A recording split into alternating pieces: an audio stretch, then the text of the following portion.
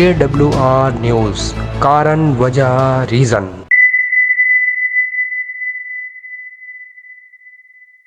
क्या नाम है सर आपका? शाकिर अली उस्मानी मेरा नाम है। मैं आदर्श लोक दल का राष्ट्रीय महासचिव उत्तर प्रदेश का प्रभारी हूँ।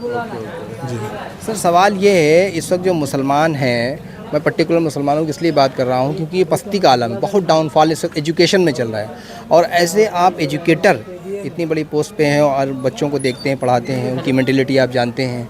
तो हमारा सवाल ये है कि आखिर ये कौन सी ऐसी टॉनिक या कौन सी ऐसी दवा या कौन सा ऐसा जैतून का तेल पिलाया जाए मुसलमान लड़कों को, ख़ास तौर से, लड़कियां तो माशाल्लाह आगे आई हैं, ख़ास तौर से लड़कों के बारे में मैं देखता हूँ कि वो हुक्का पी रहे हैं। अभी मैंने देखा, मैं नाम नहीं लूँगा, वो हुक्के के क्यूब्स आते हैं, वो हुक्का पी रहे हैं और मोबाइल देख रहे हैं, अपनी लाइफ बर्बाद कर रहे हैं, ख़ुद को कोलैप्स कर रहे हैं। ये कैसे इनके अंदर इंकलाब पैदा होगा पढ़ाई के लिए, ये समझ में नहीं आ रहा है। ये इस्लाम ने 1400 वर्ष पहले तालीम के लिए कहा कि चाहे उसके लिए हमें 7 समुंदर पार करके जाना पड़े, हमें इल्म हासिल करना चाहिए। लेकिन बीच में कुछ ऐसे हालात हुए आज़ादी के बाद से कि जो सरमाएदार और पढ़े लिखे लोग थे वो भारत से पलायन करके पाकिस्तान चले गए, उन्होंने पाकिस्तान को चुन लिया। हमारे मुल्क में वो लोग बचे जो मजदूरी करते थे, बहुत गरीब तबके के लोग रहे। 70 सालों में हमने ये तरक्की की कि जिस टाट के मकान में हम रहते थे वहाँ 7 मंजिला मकान है। गैर मुस्लिमों को हमसे नफ़रत है, मेरी तालीम से, मेरी तरक्की से, मेरी तरबियत से। इसलिए कोई ना कोई फंडा ऐसा लाया करते हैं। कांग्रेस के पीरियड में दंगे होते थे, इनके पीरियड में इन्होंने काउंटर लिस्ट जारी कर दिया कि मुसलमान अगर सरमाएदार है तो वो PFI का एजेंट है, अगर वो थोड़ा सा अपराधी किस्म का है तो फिर उसे बता देते हैं कि भाई ये तो नंबर 1 का अपराधी है। तो इस तरीके से बीजेपी और RSS ने एक प्लानिंग तैयार की थी उस समय जब गृह मंत्री आपके मुल्क के लाल कृष्ण आडवाणी थे। तो इजराइल से एक उनका सफ़ीर आया था जो गृह मंत्री था, उसने यहाँ 3 दिन रह करके ट्रेनिंग दी थी कि मुसलमानों को दूसरे कौमों में कैसे बदनाम किया जाए, वो कौन सा रास्ता है कि जिसको अख्तियार किया जाए। उन्होंने 14-15 सालों में इस पे काम किया और उस काम के बदौलत हमको दूसरे कौमों के बीच में ये बदनाम करने की कोशिश की कि या तो मैं आतंकवादी टेररिस्ट हूँ, या तो मैं फंडिंग करता हूँ, या तो मैं सिमी या PFI का एजेंट हूँ। जबकि सिमी भी भारत का संगठन है, PFI भी भारत का संगठन है, कोई बाहर से कोई फंडिंग नहीं आता है। लेकिन अगर इल्ज़ाम लगाना है तो हम सरकार से नहीं लड़ सकते, मुझसे सरकार में उसको दबाने का काम कर रही है, मुझको कोई ख़ास बिरादरी नहीं दबाने का काम। तो सरकार ने प्लानिंग तैयार किया है मुसलमानों को कैसे दबा के रखा जाए, कैसे डरा के रखा जाए, कैसे इनके ऊपर गलत तरीके से मुकदमे लगाए जाएँ। तो इस तरीके से सरकार की एक पॉलिसी है कि मुसलमानों को डरा करके, धमका करके, दबा करके रखा जाए। सर, जो आपने इल्ज़ाम लगाए हैं गवर्नमेंट के, बहुत संगीन और बहुत ही आपने इल्ज़ाम गहरे लगाए हैं। दर्द है वो छलक रहा है आपकी आवाज़ में और आपके अल्फाज में। लेकिन हमारा सवाल ये है, जो बदनाम अभी आपने इज़राइल का नाम लिया, तो हिंदुस्तान के ही मुसलमान नहीं, पूरी दुनिया के मुसलमान को एज ए टेररिस्ट इस वक्त जो है वो दिखाया जा रहा है, शो ऑफ़ किया जा रहा है। आप फ़िलिस्तीन का, यमन का, कहीं का भी आप देख लीजिए, सीरिया का, वो ऐसा शो ऑफ़ किया जा रहा है, दिखाया जा रहा है कि पूरी दुनिया के जो मुसलमान हैं जो उठ के खड़े होंगे आपके ख़िलाफ़, जो गवर्नमेंट के ख़िलाफ़ खड़े होंगे, वो सब आतंकवादी हैं, सब वो विद्रोही हैं। ये सही बात है ना? नहीं, ऐसा नहीं है। हाँ। इस्लाम मोहब्बत का पैगाम देता है। हम सब दुनिया में आदम अलैहिस्सलाम की औलाद हैं। हमें ये चाहिए कि जो लोग मुझसे नफ़रत करते हैं उनसे भी हम मोहब्बत से बात करेंगे। और ये जो कम्युनल राइट्स चल रहे हैं ना, इसको सिर्फ और सिर्फ मुसलमान ही ख़त्म करेगा और अपने खुलूस, अपने मोहब्बत और अपने खिदमात से इसको ख़त्म कर। ये बात देखिए, जहाँ 4 बर्तन रहते हैं टकराव वहाँ स्वाभाविक। आज एक मुसलमान अगर DM या SP, मैं किसी का नाम नहीं लूँगा, या किसी बड़े ओहदे पे पहुँच जाता है तो दूसरे मुसलमान की रेयर केस मदद करता है, वरना नहीं करता है। ये सच है और फैक्ट है। देखिए, जैसे 32 दांतों के बीच में ज़बान होता है, वैसे ही मेरा वो अधिकारी रहता है कि 98% वो हैं, 2% में अगर वो काम करना भी चाहे तो नीचे का अधिकारी और उसके ऊपर का अधिकारी कहीं ना कहीं काम को रोक देता है। कर इसलिए- सकता है। नहीं कर सकता, कर सकता है, लेकिन वो सिर्फ अपनी दुम बचाता है और अपनी नौकरी बचाता है, उसके अलावा कुछ भी नहीं करता। बिल्कुल सही आप कह रहे हैं, लेकिन इतनी कम तादाद में IAS IPS होते हैं वो। सर जो भी होते हैं Fourth class- फाइनेंशियल तो मदद कर सकते हैं, फाइनेंशियल के लिए तो बहुत से लोग वो भी नहीं करते हैं सर। नहीं, अरे भाई क्यों करें हम, आप बताएं। वो भी नहीं करते है कि चाहे वो सरमाएदार हो तो पैसे को डम करता है, चाहे अधिकारी हो वो भी पैसे को डम करता है। इस्लाम ने तकसीम करने का हुक्म दिया है, और इसलिए जब आदमी तकसीम नहीं करता है तो ये गरीबी कभी ऊपर नहीं आएगी। जो ज़कात का पैसा है अगर वो गरीबों में बांट दिया जाए तो मुसलमानों में एक गरीब नहीं बचेगा। और बिल्कुल I agree with you, 101% I agree with you sir. क्यों नहीं बांट रहा मुसलमान, ये बात समझ में नहीं आ रही है। वो अपने ही हुकूक, अपने ही इस्लाम के हुकूक तोड़ रहा है। नहीं बांटता है, लेकिन उसके जो दायरे हैं वो मदरसे और मस्जिद तक चले जाते हैं। वहाँ बढ़ जाता है, वो खा जाते हैं। अब ये मैं नहीं कहूँगा, मैं इल्ज़ाम नहीं लगाऊंगा खाते हैं कि बांटते हैं, लेकिन उसका दायरा ये होता है कि जो आपके अगल बगल में गरीब हो सबसे पहले उसे आप खुशहाल करने की कोशिश करिए। आप हम जाजमऊ में रहते हैं तो हम उन्नाव वालों की फ़िक्र नहीं करेंगे, ना मुझे कोई इसमें इज्जत और शोहरत लेनी चाहिए। यहाँ सरमाएदार भी अपने लोगों को जान जान के और पहचान के देता है।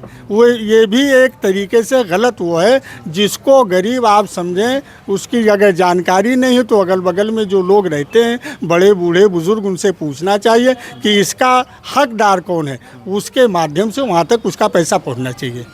आपसे आखिरी सवाल और है, फिर उसी मुद्दे पे आएंगे कि जो आपने स्टार्टिंग में कहा था कि इजराइल जो है वो यहाँ आके 3 दिन रहा और उसने पूरे हिंदुस्तान में पूरा सर्वे किया, अपना जाल बिछाया।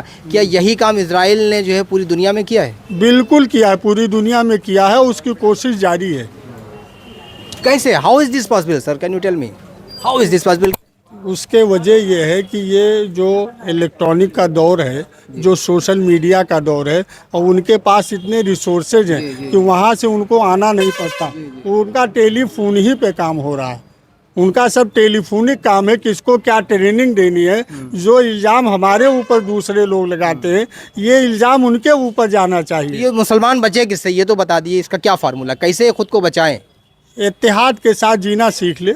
इत्तेहाद तो यहाँ बरेली, देवबंदी, शिया, सुन्नी आप देख रहे हैं, इत्तेहाद तो बिल्कुल भी नहीं है। चलिए, एक तो इल्म का हासिल करना नंबर 1, दूसरी चीज़ है जो उनके कॉलेज और स्कूल हैं अपने इलाके में तामीर करना, तीसरा चीज़ है नर्सिंग होम बनाना, चौथा चीज़ है कि जो आपके किराने की दुकानें हैं वो छोटी छोटी नहीं 10-5 करोड़ वाली दुकानें हो, जहाँ से हमारे दूसरे भाई जो नयागंज जाते हैं, फलानेगंज जाते हैं, वहाँ ना जा कर के जाजमऊ में उसी रेट में हम देने का काम करें जो नयागंज में। तो पहले तो कारोबारी हो, कारोबार के लिहाज से, फिर इल्म के लिहाज से, फिर सियासी एक पहलू आता है कि जिसमें डॉक्टर भीमराव अम्बेडकर ने मुझे संविधान में जो अधिकार दिया है, तो आदमी उससे दोस्ती करता है जिसके पास सियासी ताकत होता है। हमारे पास अभी सियासी ताकत नहीं है, हमारे पास सियासी अभी जो है लीडर नहीं है। जिसे डॉक्टर जलील फरीदी ने 1967 में शुरू किया, मुस्लिम मस्जिद बना के 13 विधायक उन्होंने जिताए। तो AIM हमारे असदुद्दीन ओवैसी, उनके बारे में क्या ख्याल है? बहुत अच्छे लीडर हैं, मुसलमानों की तर्जुमानी करते हैं, हर इशू पे बोलते हैं, जिस पे राहुल नहीं बोलते हैं, अखिलेश यादव नहीं बोलते हैं, ममता बनर्जी नहीं बोलती, नीतीश कुमार नहीं बोलते, उस पर असदुद्दीन ओवैसी साहब बोलते हैं। असदुद्दीन साहब बैरिस्टर है, उनको पूरा जो संविधान है उसकी जानकारी है। उनके 4 सोशल मीडिया के लोग जब वो इंटरव्यू देते हैं तो 4 उनके पर्सनल सोशल मीडिया के लोग रहते हैं जो उनकी बात को कैच करते हैं, ताकि अगर आप कोर्ट में जाएं तो ये बता सकें कि आपका मीडिया गलत है। मेरा भी सोशल मीडिया वहाँ पे मौजूद था और इतने लोग जो मुझे देख रहे हैं उन सब उनके गवाह बनते हैं। इसलिए असदुद्दीन ओवैसी को कोई बंद नहीं कर पाता। सपा बसपा कांग्रेस के लोग उन्हें बीजेपी का एजेंट जरूर बताते हैं, टीम भी बताते हैं, टीम भी बोलते हैं, बी टीम बताते हैं, लेकिन मैं ये चीज़ एक्सेप्ट नहीं करता। उसके वजह यह है कि मैं 10 मान लो 100 बेल्ट बनाता हूँ, एक आदमी 1000 बेल्ट बनाता है, तो क्या 100 बेल्ट वाला 1000 बेल्ट वाले क्या नौकरी करने जाएगा? तो असदुद्दीन ओवैसी एक पॉलिटिकल जो है पार्टी चलाते हैं। अब वो खुद की अपनी दुकान चला रहे हैं, दूसरे की दुकान क्यों चलाएंगे? उनके दादा भी चलाते थे, और उनके बाप भी सलाउद्दीन अवैसी साहब भी वो दुकान चलाते थे। अब बैरिस्टर असदुद्दीन अवैसी साहब वो क्या कहते हैं पॉलिटिकल शॉप है, अगर माल आपको अच्छा नहीं लगता तो आप गाली नहीं बक सकते, आप वहाँ से माल मत खरीदिए।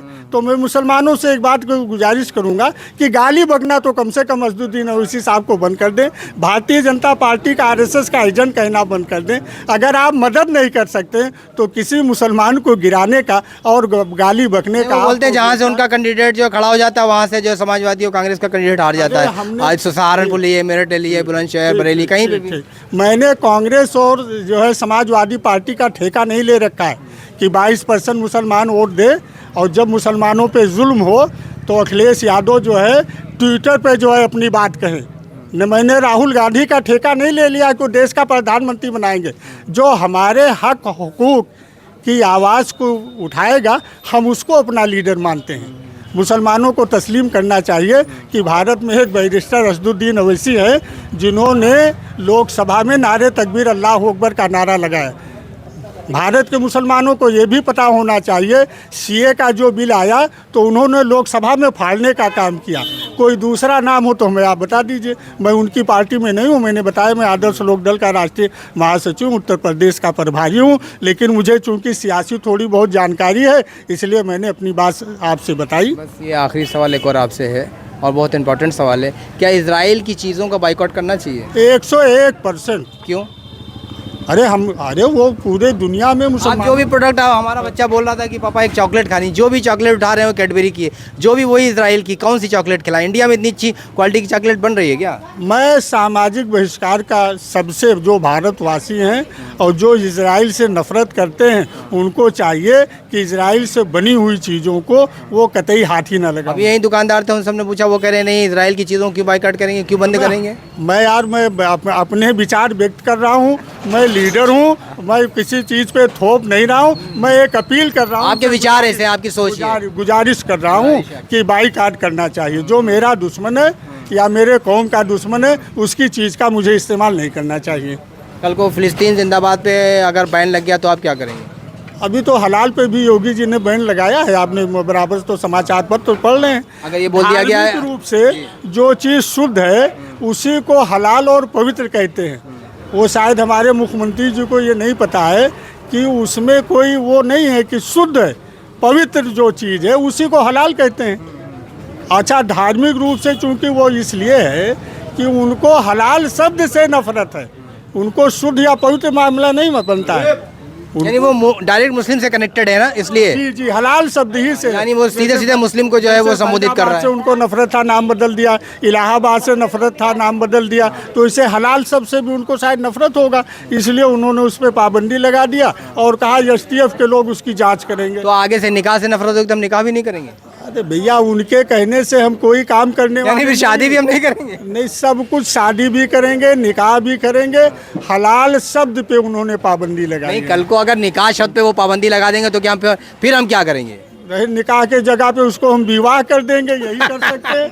अरे भाई चाहे, लेकिन फिर उसमें खुतबा ही पढ़ा जाएगा, मंत्र तो पढ़े नहीं जाएंगे। भैया, मुसलमान है तो खुतबा पढ़ेगा और हिंदू है तो मंत्र पढ़ेगा, दोनों के अलग अलग उच्चारण है। Thank you sir.